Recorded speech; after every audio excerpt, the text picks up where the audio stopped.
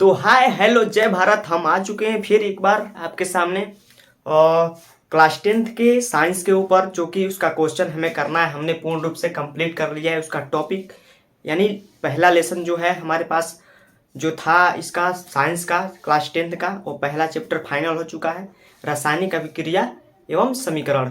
इसका हमने पूरा थ्योरी कंप्लीट कर लिया और कुछ क्वेश्चन भी कर लिया है।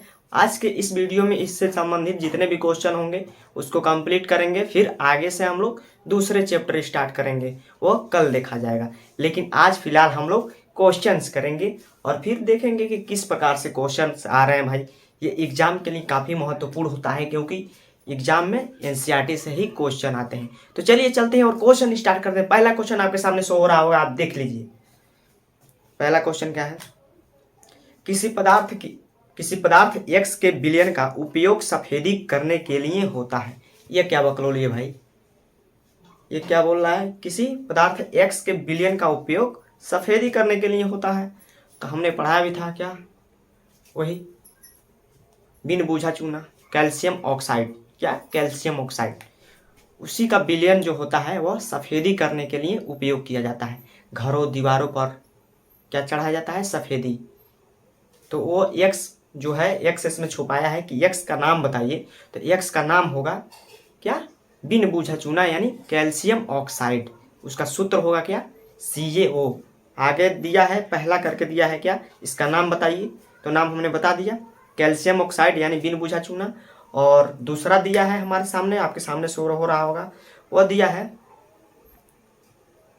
ऊपर लिखे पदार्थ X की जल के साथ अभिक्रिया लिखिए। ये लो भाई, यानी ये जो विलयन हम लोग बना रहे थे जो सफेदी करने के लिए, वही ये प्रक्रिया पूछ रहा है कि अगर हम लोग जो X पदार्थ हमने बताया कैल्शियम ऑक्साइड, उसको अगर पानी से क्रिया कराया जाए तो क्या होता है, ये पूछ रहा है। तो चलिए क्रिया कराते हैं, देखते हैं क्या होता है क्या नहीं होता है। हमने पहले भी पढ़ लिया है, अगर आपने नहीं पढ़ा है तो लेक्चर जाकर पीछे देख सकते हैं, उसमें अच्छे तरीके से बताया गया है। तो चलिए देखते हैं इस क्वेश्चन का आंसर, यानी X जो पदार्थ है वो पदार्थ क्या है? Calcium oxide. कैल्शियम ऑक्साइड का जल के साथ क्रिया कराते हैं, फिर देखते हैं क्या होता है भाई। तो जल के साथ हम लोग क्रिया करते हैं किसका? कैल्शियम ऑक्साइड का, CaO का क्रिया कराते हैं जल के साथ। जल के साथ तो आप देखते हैं क्या होता है। यहाँ पर क्रिया करता है तो क्या बनाता है? वो बनाता है कैल्शियम हाइड्रोक्साइड और ढेर सारा ऊर्जा यानी उष्मा। ये देखिए, कैल्शियम हाइड्रोक्साइड बनाता है। क्या बनाता है? Calcium hydroxide. एक मिनट,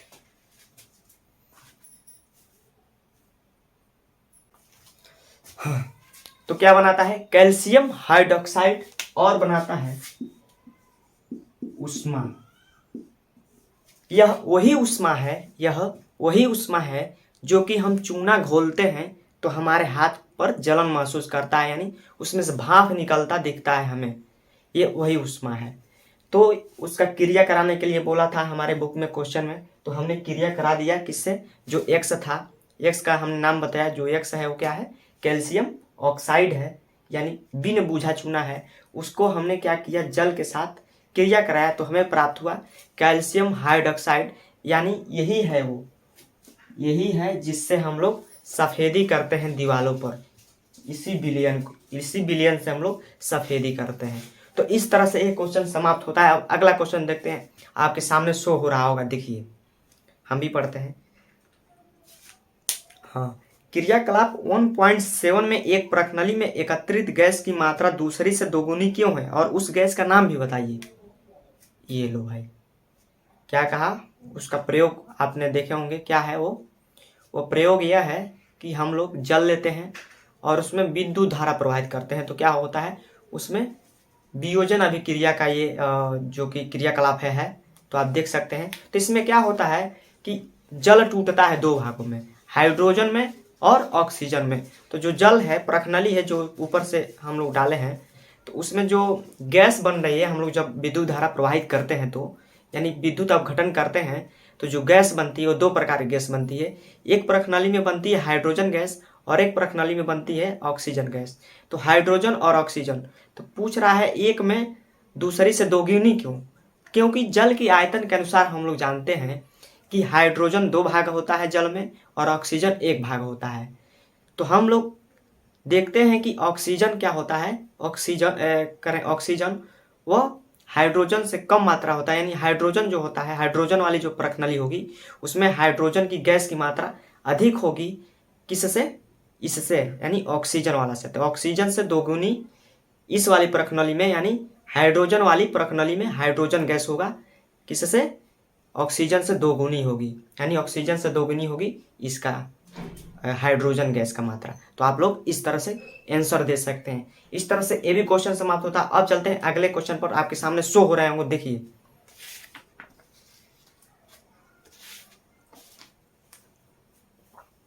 तो ये रहा आपके सामने अगला क्वेश्चन। अगला क्वेश्चन है हमारे सामने, हम भी पढ़ते हैं। जब लोहे की कील को कॉपर सल्फेट के विलयन में डुबोया जाता है तो विलयन का रंग क्यों बदल जाता है? ये लो है, ये पूछ रहे हैं कि जब कील को कॉपर सल्फेट के विलयन में डालते हैं यानी डुबोते हैं तो उस विलयन का रंग क्यों बदल जाता है? क्योंकि इसलिए बदलता है, हमने प्रयोग किया था, इसलिए बदलता है क्योंकि जो लोहे का कील होता है, जो Fe होता है, फेरस होता है, वह क्या करता है विलयन में जा करके, यानी जो लोहा होता है उसके कण क्या करते हैं, उस विलयन में उपस्थित कॉपर को क्या करते हैं, विस्थापित कर देते हैं, हटा देते हैं, यानी उस विलयन से अलग कर देते हैं, जिसके कारण उस विलयन का रंग बदल जाता है।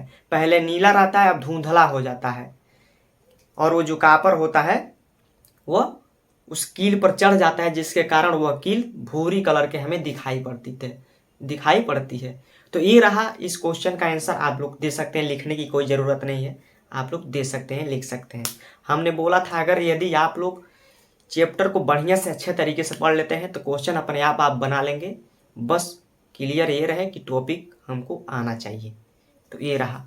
अब अगला क्वेश्चन आपके सामने शो हो रहा है, देखिए क्या होता है कि ये दिया है क्रियाकलाप 1.10 से भिन्न द्विविस्थापन अभिक्रिया का एक उदाहरण दीजिए। आप लोग द्विविस्थापन अभिक्रिया का एक उदाहरण दे दीजिए, वही दे सकते हैं या फिर अलग दे सकते हैं, अलग बोला है अलग दे दीजिए।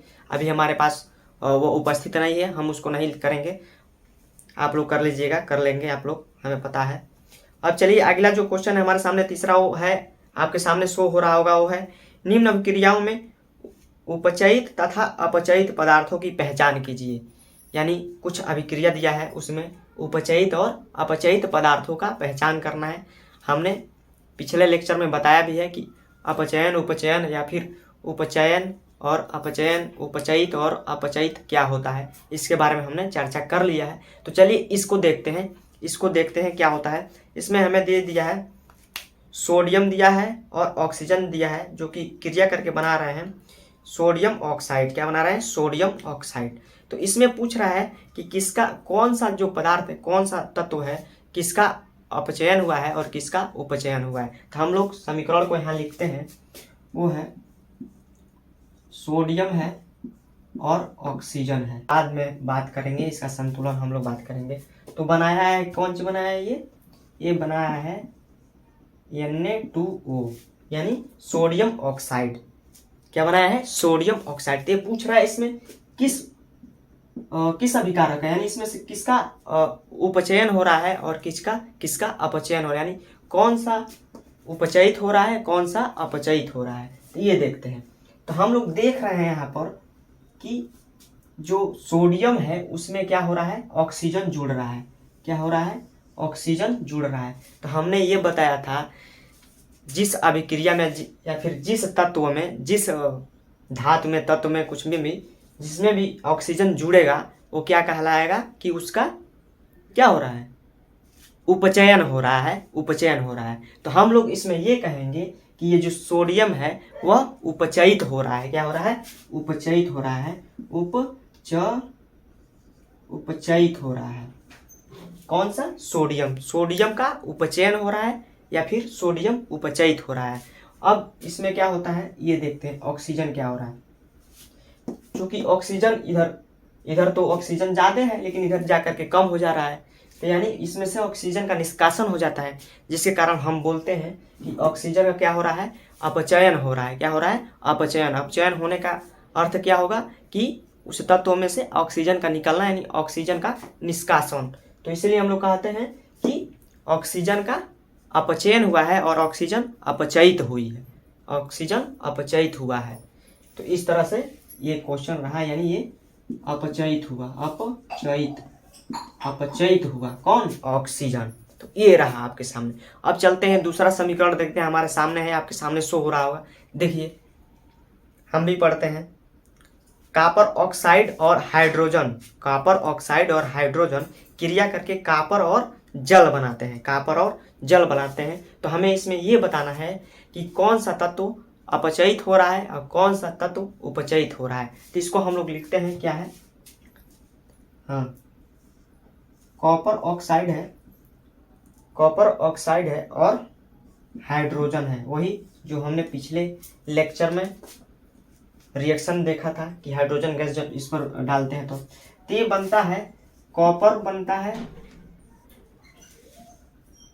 कॉपर बनाता है और बनाता है जल, कॉपर बनाता है और बनाता है जल। तो इसमें हमें ये बताना है कौन सा पदार्थ उपचयित हुआ है और कौन सा पदार्थ अपचयित हुआ है। तो इसमें हम लोग देखते हैं जो कॉपर है इधर जाके कि कॉपर में यानी कॉपर जो ऑक्साइड है, कॉपर ऑक्साइड है, वो इधर कॉपर में बदल जा रहा है, यानी इसमें से ऑक्सीजन निकल जा रहा है, ऑक्सीजन इसमें से निकल जा रहा है। तो हम लोग क्या कहेंगे, हम लोग ये कहेंगे, हमने बताया भी था कि जिसमें से ऑक्सीजन निकलेगा वो क्या होगा, अपचयन होगा, अपचयन अभिक्रिया होगा। यानी कहेंगे कि कॉपर का अपचयन हुआ है, या फिर ऐसे कहेंगे कि कॉपर क्या हुआ है, अपचयित हुआ है, अपचयित हुआ है। तो क्या कहेंगे, कॉपर अपचयित हुआ है, अपचयित हुआ है। अब देखते हैं हम यहाँ पर, देखिए यहाँ पर हम लोग देख रहे हैं जो हाइड्रोजन है इसमें क्या हो रहा है, ऑक्सीजन जुड़ रहा है, ऑक्सीजन का समावेश हो रहा है, ऑक्सीजन इसमें जा करके जुड़ रहा है, उसमें अंदर उसके साथ मिल रहा है, समावेश हो रहा है ऑक्सीजन का। तो हमने बताया था जिसमें ऑक्सीजन का समावेश होता है वह अभिक्रिया कहलाती है, क्या कहलाती है, वो कहलाती है उपचयन, उपचयन अभिक्रिया कहलाती है, उपचयन। और जो तत्व ग्रहण करता है, उसे ऑक्सीजन को ग्रहण करता है, तो उसे कहते हैं कि वह उपचयित हुआ है, क्या हुआ है, उपचयित हुआ है। तो ये कहेंगे उपचयित, उपचयित हुआ है, उपचयित कौन, हाइड्रोजन। तो इस तरह से आप लोग आंसर दे सकते हैं कि इस अभिक्रिया में क्या हुआ है कि कॉपर जो है, कॉपर का अपचयन हुआ है, या फिर कॉपर अपचयित हुआ है और हाइड्रोजन उपचयित हुआ है। तो इस तरह से क्वेश्चनों का आंसर हमने दे दिया पूरे अच्छे तरीके से, आप भी देख सकते हैं। और बाकी सब इस पर और भी क्वेश्चन हैं, आगे हैं सब, इसको भी हम लोग कंटिन्यू करेंगे। लेकिन पहले ये जो मेन क्वेश्चन थे हमने बताया इस चैप्टर पर, यानी थोड़ा थोड़ा चैप्टर पढ़ा करके क्वेश्चन दे देता है हमें, वो अच्छी बात है। तो इस तरह से हमने क्वेश्चन किए, आंसर किए और पूरे टॉपिक को भी क्लियर किए। अब हम लोग अगले आने वाले लेक्चर्स में हम लोग अगला चैप्टर स्टार्ट करेंगे, कौन सा, अम्ल, क्षार और लवण। पूरे बेहतरीन तरीके से तैयार करेंगे इस चैप्टर को ताकि एग्जाम में अच्छे अंक प्राप्त हो। बाकी आज के लिए बस इतना ही, मिलते हैं अगले लेक्चर में पूरे हीट एनर्जी के साथ। तब तक के लिए जय भारत।